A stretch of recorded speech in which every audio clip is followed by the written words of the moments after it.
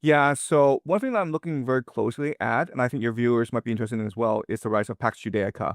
So, what I'm watching is how a lot of nations believe that Pax Judaica may be in their best interest, and therefore they're promoting the rise of Pax Judaica.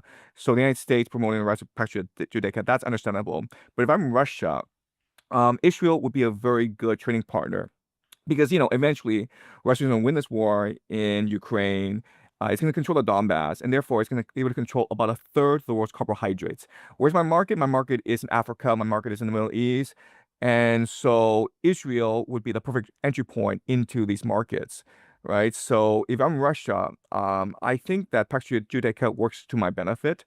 If I'm China, Pax Judaica works to my benefit as well, because Pax Judaica means that Israel would take control over Syria, Iraq, Egypt, possibly Libya.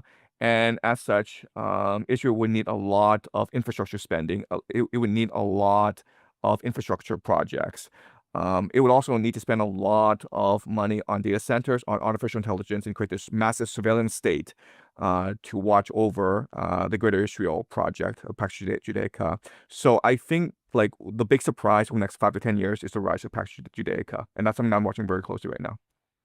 But wouldn't the counter argument be, though, that Israel has begun to exhaust itself in terms of overextending its military? The economy has well been harmed by a lot of the young people leaving. It's fueling a big political crisis now, and it seems that at the heart of it, there's also a deeper problem. That is the entire ethos of what Israel should represent is being questioned, if not undermined. Of course, you can also add then the neighbors becoming the leadership across the Arab states, and even Turkey can have now more challenges in terms of explaining why they're not taking a more hostile approach to Israel.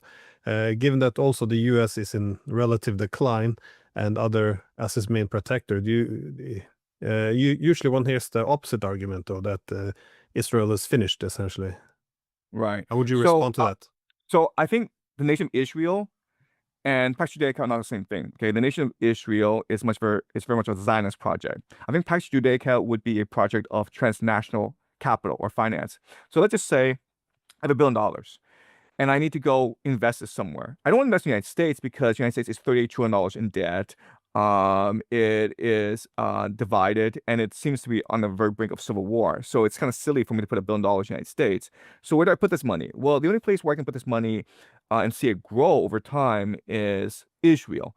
And the reason why is the entire Middle East. You look at Libya, you look at Iraq, Syria. It's destroyed, but that offers the opportunity for growth, right? So if I'm capital, I'm only interested in growth in return on investment.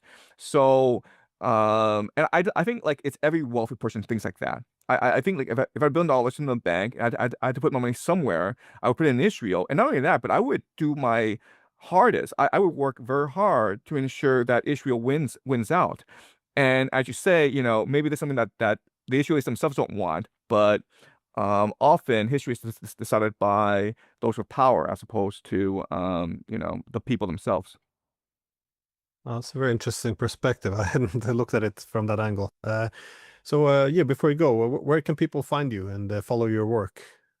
Yeah, so I have a YouTube channel, Predictive History, where I upload my lectures on history. So I'm basically just trying to analyze what happened before and try to figure out what it means for the present. Okay, so I've done a lot of analysis of Middle Eastern history, and I believe that Pax Judaica is the future. I think that Israel will become a dominant power in the Middle East. So if you want to understand my reasoning, my analysis, definitely check out my YouTube channel where I go into the history of the Middle East. I also have a Substack, also called Predictive History, where you can subscribe. Most of the articles are free. So if you're interested in my geopolitical analysis, I would highly recommend it.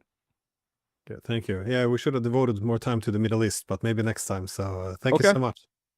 Okay.